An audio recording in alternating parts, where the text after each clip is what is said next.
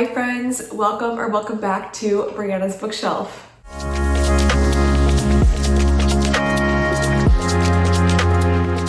Today I'm going to be talking about my most anticipated books of 2026.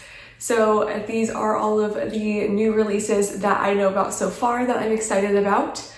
This has been a great video to prepare for because it was so fun looking into the different new releases coming and getting an idea of what is coming out. I feel like historically I haven't been the biggest new release reader. I tend to read a lot of backlist, but I am excited to try to get into some more new releases this year and try to stay a little bit more on top of things. So I'm just going to be sharing some books I'm excited about from a few different genres with you all. And I obviously don't have all of the synopsises memorized, so I'm just going to go ahead and read you the blurbs that have been released so far about these books. So I have 3 genre categories I'm going to be going over for books that I'm anticipating this year. The first is my smallest category, and that is romance. And the first one I'm anticipating is In Her Own League by Liz Tomforde. And this is expected to release on March 3rd. As the first female team owner in Major League Baseball, Reese Remington has spent her entire life preparing for this role. With a sharp mind and years of experience working behind the scenes, she's more than qualified. But the public only sees a woman in a man's world, not the person who's earned their place on the field. Under constant scrutiny and pressure to prove herself, Reese can't afford distractions, especially one that comes in the form of the team's tempting field manager who questions her every decision. Emmett Montgomery is a former all-star turned coach who treats his players like family and the field like home. After years of running the team his way, the last thing he wants is a new boss, let alone one who seems ice cold and laser focused on business.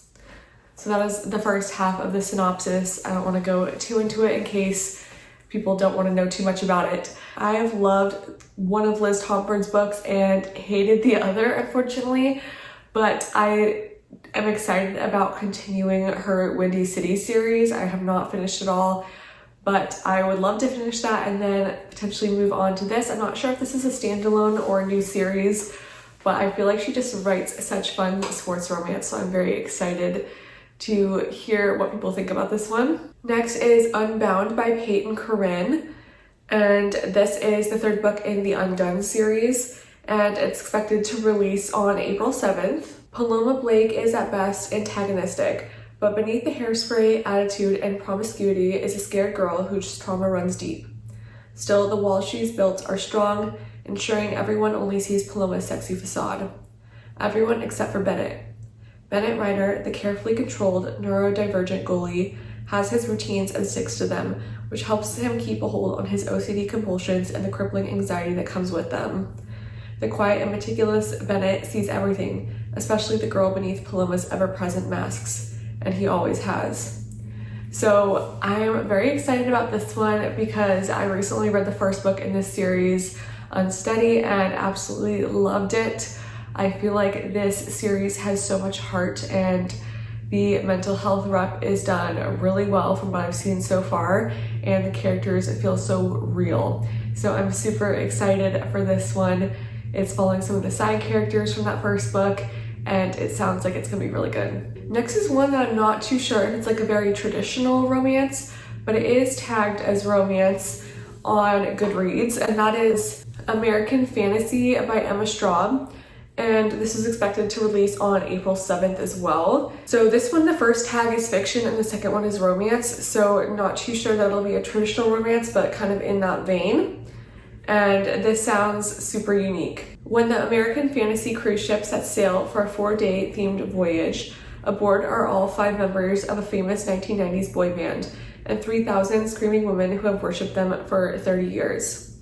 Newly divorced and with an empty nest, Annie is on board as a lark to appease her sister. Once a diehard fan of the band as a teen, her tastes have matured, and she feels out of place amid the sea of bedazzled, airbrushed t-shirts bearing the singers' faces. Yet when the lights come up and the idols of her youth begin to sing before her, something is unlocked. So I really don't know what to expect with this. It sounds super unique, and I've never read anything by this author, but I have heard good things about some of her other books.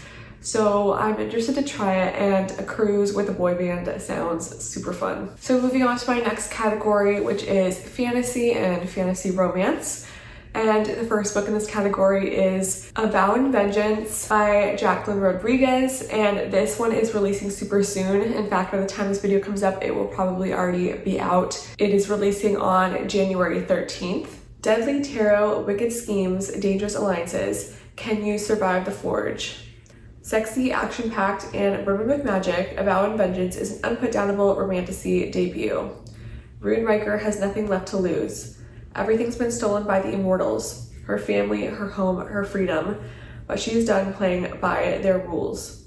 Each year, humans are forced to journey into the immortal realms, but 20-year-old Rune orchestrates her own selection, determined to find her family and destroy anyone who stands in her way. Rune is used to doing whatever it takes to survive, and now she must endure the Forge, a cutthroat college for the immortal druid's elusive tarot magic. So this one sounds really interesting because there is tarot magic involved, which I think is something that really intrigues me. And there is a college setting. It sounds like a magical college and a really cutthroat world, and all of those things I think could be really fun in fantasy romance. Then also releasing on January 13th is Graceless Heart by Isabel Ibañez. In 15th century Volterra, sculptress Ravenna Maffei enters a competition hosted by a secretive immortal family who offer an invaluable boon to the victor. Desperate to win so she can save her brother, Ravenna reveals a rare magical talent, a dangerous act in a city where magic is forbidden. Her revelation makes her a target, and she is kidnapped by the Looney family and taken to Florence, a city of breathtaking beauty and cutthroat ambition.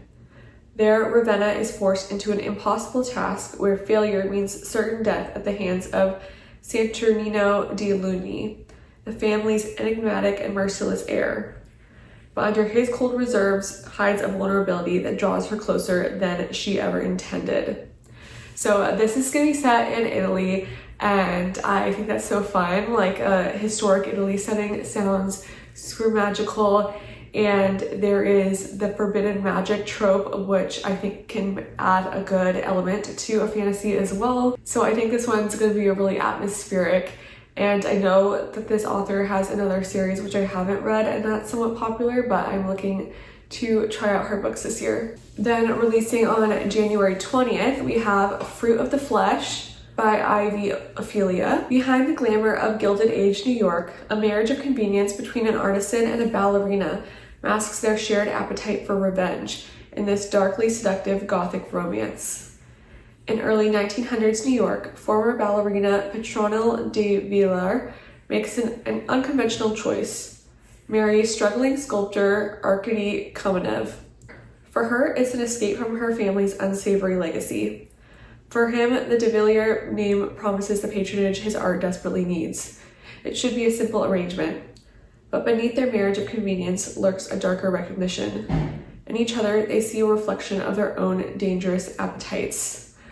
So I feel like this one is it's definitely giving fantasy, but it sounds more gothic and almost like there might be a little bit of horror mixed in. I love the setting of Gilded Age New York, and that our main character is a ballerina, and we also have a sculptor. So we've got these artist characters and some sort of deadly appetite. We don't know what that is, but it sounds really incredible to me. And I believe this is the same author who wrote The Poisoner, which I have not read, but I believe is very popular, and that's something that I want to read in the future as well. And I don't know a lot about that one, but this one sounds super up my alley, so this is probably what I will prioritize first. Then coming on February 17th is Agnes Aubert's A Mystical Cat Shelter by Heather Fawcett. Agnes Aubert leads a meticulously organized life, and she likes it that way. As the proudly type A manager of a much-needed cat rescue charity, she has devoted her life to finding forever homes for lost cats. But after she is forced to move the cat shelter, Agnes learns that her new landlord is using her charity as a front for an internationally renowned and thoroughly disreputable magic shop. Owned by the disorganized, not to mention self-absorbed, irritating, but also decidedly handsome Havelock Renard, magician and failed Dark Lord, the shop draws magical clientele from around the world, partly due to the quality of Havelock's illicit goods, as well as their curiosity about his shadowy past and rumors of his incredible powers. So this sounds so cute. Definitely a cozy fantasy romance, which is Heather Fawcett's kind of lane that she has been writing in. I love the Emily Wilde series. That is what she's written prior to this. And this sounds like it might have a similar kind of vibe in being like this cozy fantasy romance that's like not really spicy, but just very cozy and wholesome with a really nice setting. And the cat shelter slash magic shop thing sounds super fun. Then the 5th book in the Crowns of Nyaxia series is expected to release on August 4th, and it is going to be called The Lion and the Deathless Dark, and this is by Carissa Broadbent. And this is going to be the first book in the Bloodborne duet. Some blood tastes like vengeance, some blood tastes like grief, some blood tastes like nothing at all. Under an eternal night, the world has been ravaged by 10 years of war between humans and vampires. Kylie scrapes by as a bounty hunter, bearing a blessed sword from the goddess of justice. But in the wake of a devastating loss, Corinne commits a crime that makes her a target for mortals and gods alike, and she is still desperate for vengeance. So I'm not going to read any further than that because this is the 5th book in a series, and while they are like interconnected duets, I just don't want to reveal too much. But I am a little behind in this series. I've only read the first duet, which is The Serpent and the Wings of Night and The Ashes and the Star-Cursed King, both of which I've talked about on my channel before and I loved. And I have read the novellas that are associated with this series, but I haven't yet read the second duet because when that came out, there was a lot of negative reviews, unfortunately. I'm still planning to read it, but it kind of pushed back my excitement a little bit. But I'm hopeful that, hey, maybe I will enjoy it more than everyone else did. And even if I don't enjoy that next duet, I still want to continue on to the 3rd duet. So I am planning to read this one when it comes out. Then my most anticipated book off this list is Deadbeat by Leigh Bardugo. And this is going to be releasing in August, on August 31st. And this is the 3rd book in the 9th House series. I think it's also just called the Alex Stern series. And I'm not going to read any of the synopsis because this is the 3rd in a trilogy. But I absolutely love 9th House. If you haven't read it, you need to right away. It's so good. And I feel like we've been waiting forever for the conclusion to this series. So I'm so excited that it's almost here. And honestly, August feels like so long to wait, but I'm going to try my best to be patient. And I might even reread 9th House and Hellbent. We shall see. But 9th House is basically about this girl, Alex, who gets involved in some secret societies at an Ivy League college, and Alex is able to see the dead. And this gets her into all sorts of shenanigans. I feel like it is fantasy, but it's definitely on the darker side and leaning towards horror and gothic a little bit. And so those are all the things I love, and I think this is a series that seems like everyone loves. Then releasing on September 1st is The Knave and the Moon by Rachel Gillig. And this is going to be the follow-up to The Night and the Moth. I think this is a duology, but I'm not 100% sure on that. And I have not yet read The Night and the Moth, but I really want to. So I'm also anticipating the follow-up already. Again, since this is a sequel, I'm not going to read the synopsis, but I've heard that The Night and the Moth is a very gothic fantasy romance vibes and very nightcore, which is super popular right now. So I'm so excited to delve into both of those. Then my last category of anticipated releases will be horror. And coming out on March 24th is Wolfworm by T. Kingfisher. The year is 1899 and Sonia Wilson is a scientific illustrator without work, prospects, or hope.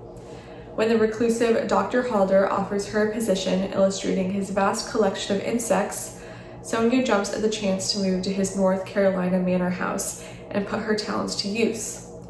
But soon enough, she finds that there are darker things at work than the Carolina woods. What happened to her predecessor, Halder's wife? Why are animals acting so strangely? And what is behind the peculiar local whispers about blood thieves? So I feel like I have a mixed relationship with T. Kingfisher. I've only read one of her fantasy books and I loved it. I have read multiple of her horror novels and I feel like they always end up being like 3 stars for me. So I don't know, I'm hoping this one will be better. But I also feel like even though I've always felt kind of mid about her horror, I still usually enjoy them like decently enough. And this one is really appealing to me because of the entomology aspect and being related to insects. I love anything related to like the natural world or study of the natural world. And I feel like with insects, that is like a very untapped type of horror that I feel like we could be doing more of. Yes, I know there are books that feature insects, but I feel like there's not that many, and I feel like this could lead to some really good body horror, which is not necessarily what T. Kingfisher's jam has been in the past, but we shall see. I'm hopeful that this one will be a little bit scarier than the others of hers that I have read.